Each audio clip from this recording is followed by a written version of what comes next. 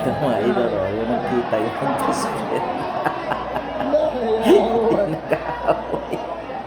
Tropa yan eh. Ba't ko ano yun yan? Tropa yun, di ba? Bullshit! Yung alaki nag-post mo pero ganito lang yung mga manok yun, di ba? Magtropa yun, di ba? Hindi talaga. Kahit anong hintay mo dyan lang. Sige.